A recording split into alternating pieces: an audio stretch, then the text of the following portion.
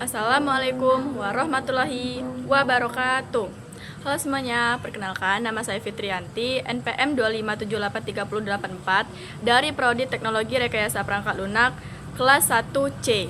Nah, di video kali ini saya akan membahas tentang environment Japa, mulai dari alasan belajar Japa, sejarah singkatnya, sampai komponen utama seperti JDK, JRE, dan JPM.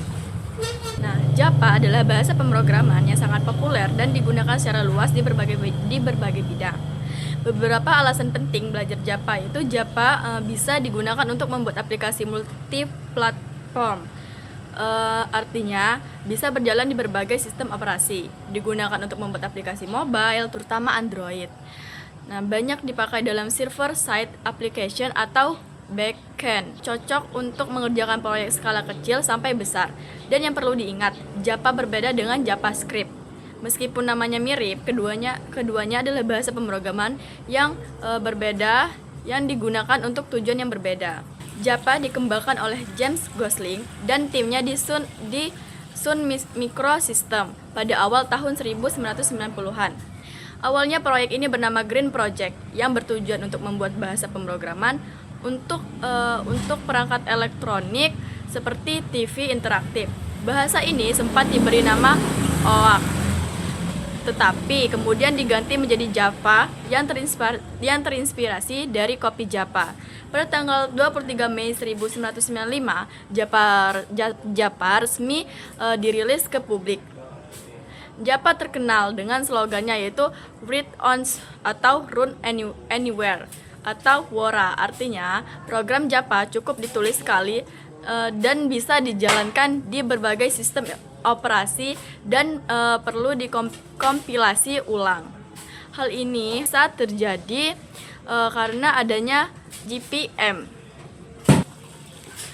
Environment Japa adalah kumpulan alat dan komponen yang digunakan untuk menulis program, mengompilasi program, menjalankan program Japa. Environment Japa terdiri dari 3 bagian utama, yaitu ada JDK, JRE, dan JPM. Ketiga komponen ini saling berhubungan dan memiliki 3 fungsi yang berbeda.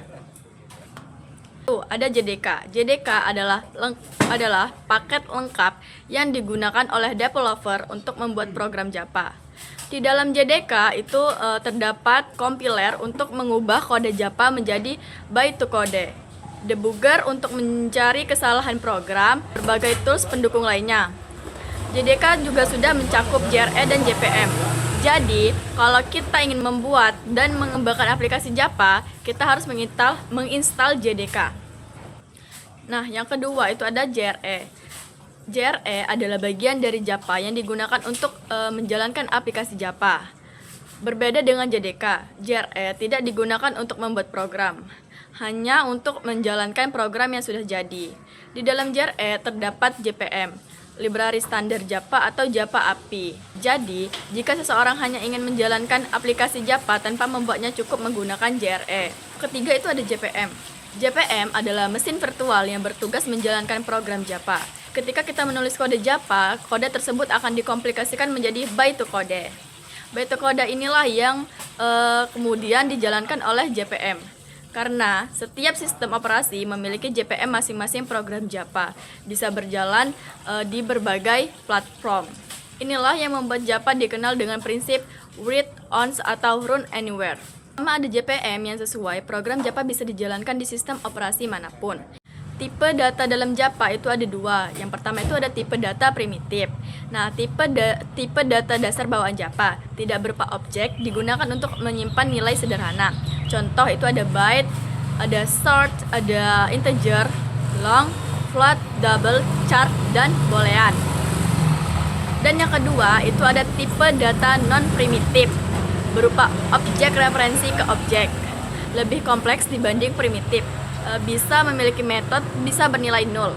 Nah, jenis non-primitif yang dibahas itu ada string. String digunakan untuk menyimpan teks atau kumpulan karakter. Di Japa, string adalah objek, bukan primitif. Dan yang kedua itu ada array. Nah, array ini menyimpan banyak nilai dalam satu variabel. Semua isi array harus bertipe sama. Panjang array ditentukan saat dibuat. Dan yang ketiga itu ada class. Nah, blueprint atau cetakan untuk membuat objek berisi atribut atau variabel dan metode atau fungsi.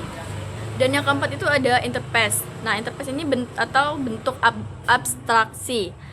Hanya berisi deklarasi metode atau tanpa isi. Digunakan sebagai kontrak untuk kelas. Nah, dan yang kelima itu ada wrapper class, mengubah tipe data primitif menjadi objek. Nah, selanjutnya ada struktur dasar program Java.